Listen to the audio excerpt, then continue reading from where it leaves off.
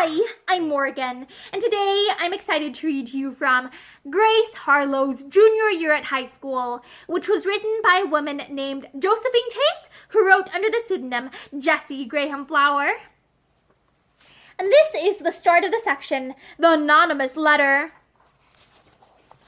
Chapter 20, The Anonymous Letter.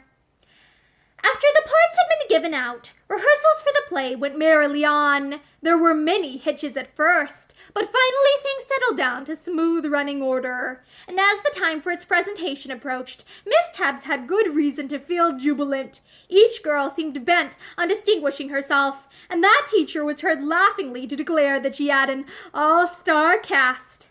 In spite of rehearsals, Grace Harlowe's team found time for a few basketball games and whipped the senior team twice in succession, much to the disgust of Captain Julia Crosby, who threatened to go into deep mourning over what she called her dead and gone team.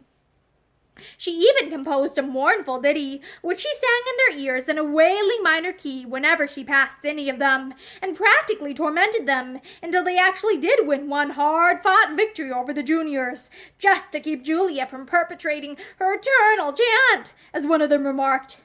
Eleanor had outwardly settled down to the routine of schoolwork in a way that surprised even her aunt. Inwardly, she was seething with rebellion toward Miss Thompson and dislike of the Phi Sigma Tau girls. She was determined that Anne Pearson should not play the part of Rosalind, knowing that a blow struck at Anne would be felt by her friends. She thought she knew how to accomplish this, but to find a way to retaliate upon Miss Thompson was far more difficult. It was March before her opportunity came. Professor LaRoche, irritated to the point of frenzy, ordered her from his class with instructions to report to Miss Thompson. Sulkily, the girl went to the principal's office, only to find it empty, but her eyes lighted up when they fell on a paper on the open desk. "Here's the paper Miss Tabby Cat Thompson is to read before the Arts and Crafts Club tomorrow," she chuckled. "I heard her tell Miss Chester that it had taken her 6 weeks to prepare the thing." Glancing carefully about, Eleanor glided to the desk, picked up the essay, and tore it to shreds, leaving the heap of scraps on the open desk. Hearing footsteps approaching as she left the room, she dashed into a lavatory that was next Miss Thompson's office, and remained there until the person who had come down the corridor had entered the office and, without lingering, had gone away again.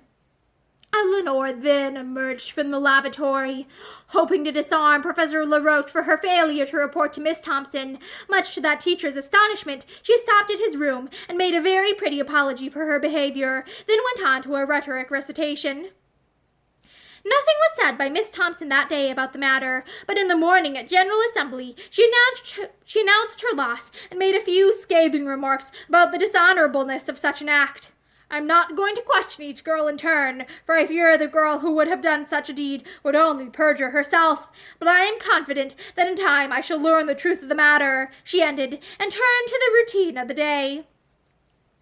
Just before school closed, Grace Harlowe received a summons to the principal's office. Wondering, the girl obeyed. "Grace, were you in my office yesterday afternoon between 1:30 and 1:45?" "Yes, Miss Thompson. I came to ask permission to use the gymnasium. You were out, so I returned just before school closed." "Child, read this." Grace took the paper the principal held out. "Ask Miss Harlowe what she was doing in your office between 1:30 and 1:45 yesterday." A passerby. "What does this mean? Why, Miss Thompson, you don't think I destroyed your paper, do you? On the evidence of an anonymous letter writer? Of course not, Grace. Do you recognize either the paper? It is unusual paper. Or the writing?" "No, Miss Grace caught her breath and stopped. "I can't be sure, Miss Thompson, and I could not accuse anyone on suspicion." Miss Thompson was a fine woman, but she had been touched personally and was angry. Therefore, Grace's repeated refusal to accuse anyone of the malicious act raised a barrier of coldness between the woman and the girl, which grieved Grace deeply. But she felt she was in the right. The paper on which the anonymous note was written was of an unusual quality, and it was the same paper on which Eleanor Saville had declined Grace's Thanksgiving invitation. And that is the end of the chapter. Thank you for listening to it with me, and I hope you return soon for the next one. Have a great day.